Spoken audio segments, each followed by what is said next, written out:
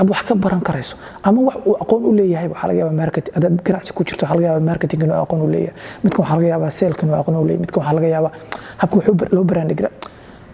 kullu dadka kugu hareereysan oo dhan ee nolosha kugu hareereysan ee marar badan aadan waxba weydiinaynin oo iyagu uu ku diiday inaad weydiiso wax badan bay hayaan marka inaad nolosha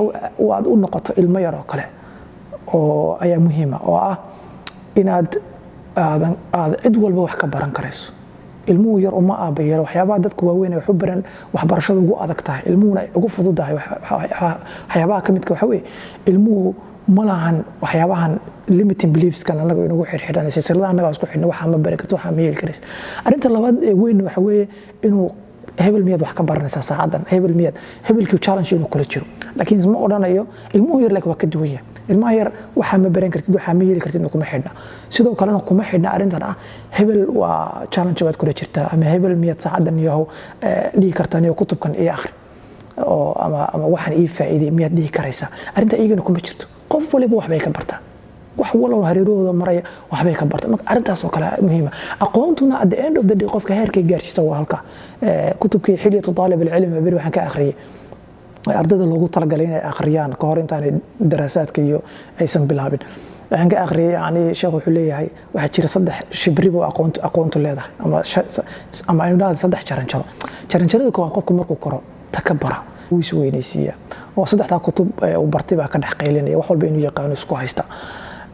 qofka jaranjarada labaad kora tawaaduc buu la yimaadaa uu dhul dhigaa uu ayay gaarsiisaa heerka saddexaad waxay gaarsiisaa inaanu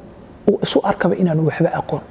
at the end of the day aqoontu waa inay heerkaa ku gaarsiiso waa inaad u aragto inay aqoontu ku gaarsiiso heer aad leedahay waniyo wax aan aqaanaba ma jirto wax aan garanaya male deetana aad cid waliba aad arday u noqoto waayo waxaad garanaysaa field baa laga yaabaa ama takhasus baa laga yaabaa inaad si cumqiya u dhex gashay deetana mar walba waad ku sii fogaato ku sii xeel dheeraato waxaad ogaanaysaa mawaadiic cusub baa kugu soo baxaya waxaad hore u aqoon baa kugu soo baxaya deetana qofku wuxuu qanaaco ku gaadhayaa markaa inuu yidhaahdo war waxa malaayiinta fanni ee jira culumta ee jira mid walba soo saas maaha mid walba markaa sidaa u gashid ee u sii gashid mar walba soo wax cusub oo kuguma soo baxaya Soomaalida waxay tiraahdaa markaad buuro baxda ayaad buuro kala aragtaa waa sidaas oo kale cilmiguna marka qofku wuxuu gaarayaa marka dambe qanaaco uu leeyahay waxa weeye waxba ma aqaanba noloshu arday buu noqonayaa markaas ardaynimadu ay bilaabanaysaa qofku inuu nolosha arday u noqdo marka aqoonta inuu baranayno waa inuu heerkan gaarsiiyo waa inuu dhudhumino jahligeena inta uu leeyahay markaas inay xikmadu xitaa bilaabanaysaa